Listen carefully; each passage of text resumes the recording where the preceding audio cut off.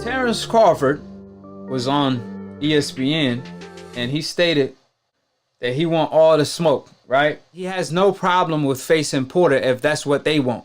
According to Terence Crawford, he wants all the smoke. Obviously, he was trying to fight Ugas, but Ugas is about to fight for the WBA title.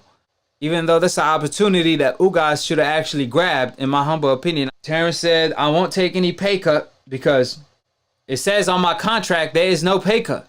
So I want to get paid the amount that I deserve because every time I step in the ring, I'm giving it my all. It's a dangerous sport, and I definitely respect that. If he fight the likes of Ugas and Porter, he shouldn't take no damn pay cut. But Terence Crawford added that he feels some type of way that Porter is calling him out now, but not before when he had a strap where they could have unified.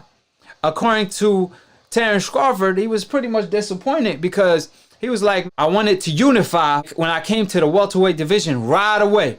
I grabbed the strap from Jeff Horn and I wanted to unify right away. I didn't want no tune-up. I went for the champions right away. And Porter had a strap, but pretty much Porter never mentioned Terence Crawford in the past. Not even once. He always said, we good people, we good friends, and he never mentioned, I want to fight Terence Crawford, right? As soon as he loses to Errol Spence, next thing you know, he calling out Terence Crawford. Now he willing to put his friendship aside to fight Terence Crawford. That's why Terence feels some type of way. So y'all got to give Terence Crawford his respect because everybody wanted to see Terence Crawford step up and fight a name at 147. He wanted to fight Ugas. It didn't happen. Not because of Terence, because of Ugas. He had a different option. That's not Terence's fault, right? He wanted to fight Kell Brook, I believe, but I think the traveling and the money right now is not right due to the fact that they can't fight in the arena. He wanted to fight Errol Spence. That fight can't happen now due to the pandemic and the money issue. He wanted to fight all the 147 pounders. He sent Keith Thurman a fight, but Keith Thurman ended up fighting Manny Pacquiao at the time in 2019 when Terence sent him an offer. So who fault is it at the end of the day? And now he even saying, I'm willing to fight Porter if that's what they want. He said, I never dodged anybody. Quit making it seem that way. He want all the smoke. He fought the best at 135, got avoided, moved up to 140, cleaned out the division, and now wanted to do the same at the deepest division in boxing. But it's not his fault that fights don't materialize due to the fact of boxing is a business. And fights happen at the right time when the money is right. You know what I mean? He ain't the one avoided. I keep telling everybody.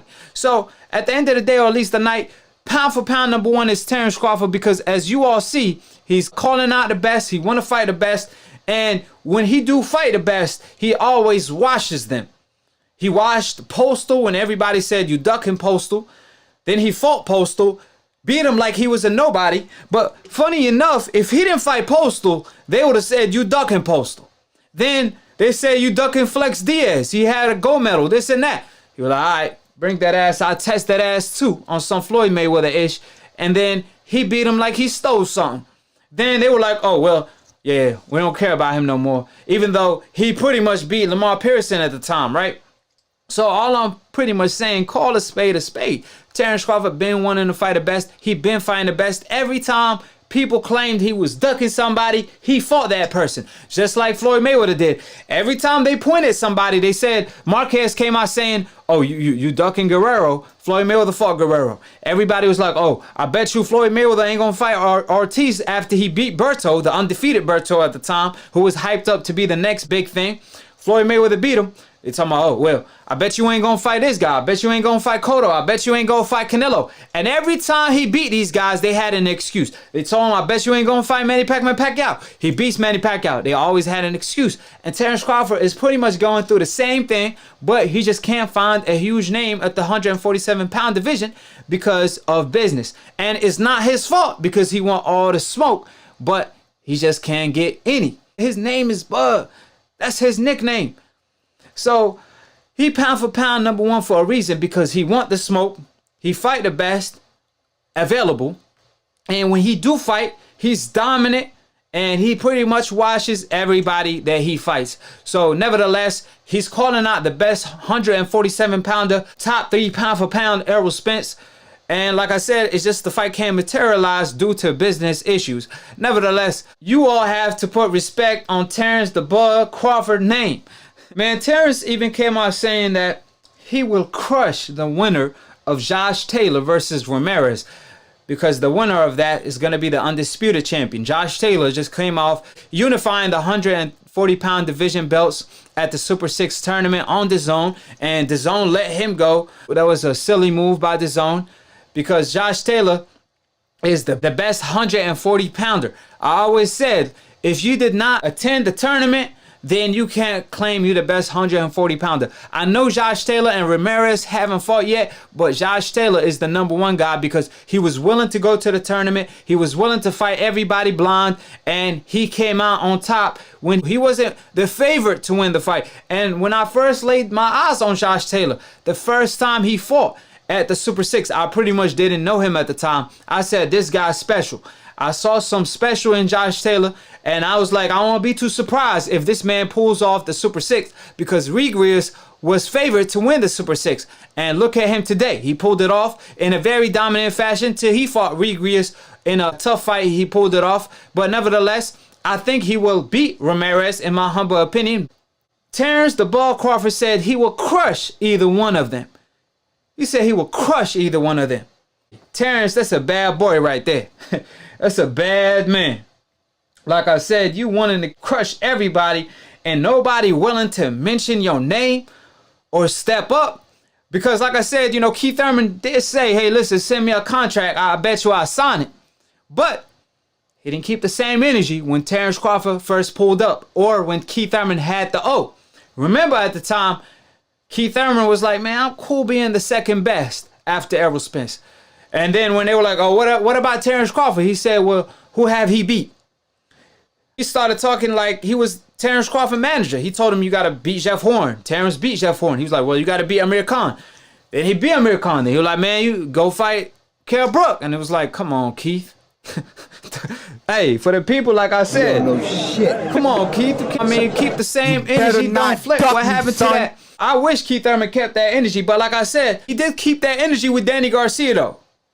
Keith Thurman said, I'll welcome Danny Garcia to the 147-pound division.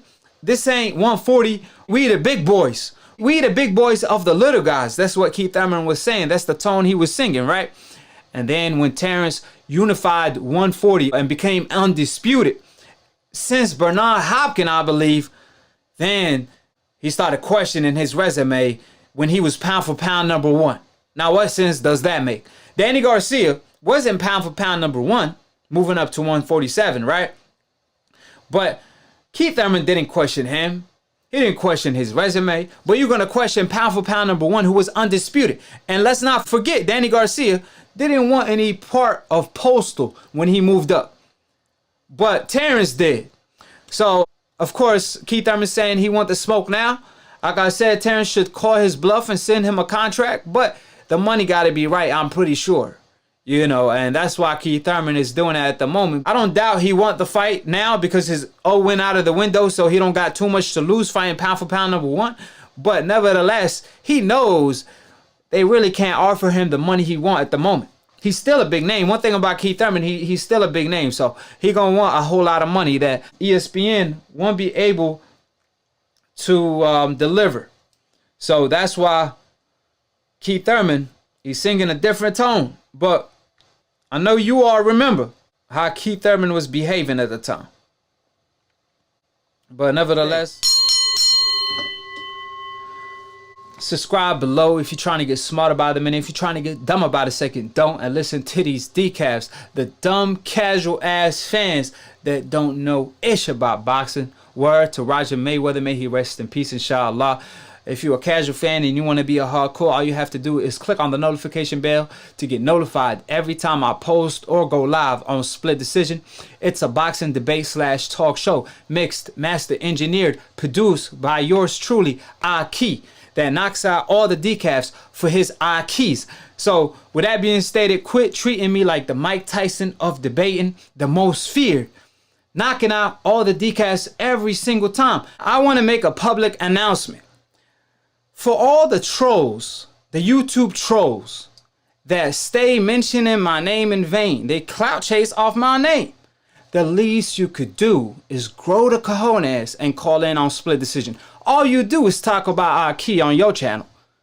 So if you happen to be one of them people, quit being a ghost, show up, call in. That's the least you could do. Quit telling lies, telling the people that view your channel, y'all down to challenge Akhi, y'all willing to put the blemish on Akhi record, because that's a bunch of cap. Because anybody can get it on Split Decision. It don't matter who you is. You could be a coon, you could be a troll. I will end your coon or trolling career. So call in. Like I said, these YouTube trolls, I will end your career. Just call in.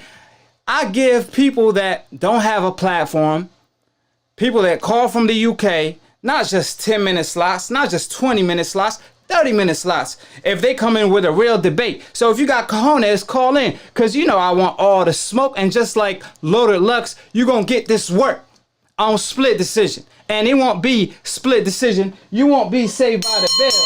It's going to be a KO. So if you got a cojones, call in. Quit lying to y'all decafs. Quit trolling. Like I said, I will end y'all trolling career. Y'all coons. And everybody, anybody can get it. Old media, all the decafs wizards, the decafs themselves, and the trolls on YouTube. So the number in the description box. If you want a one-on-one appointment, just text me.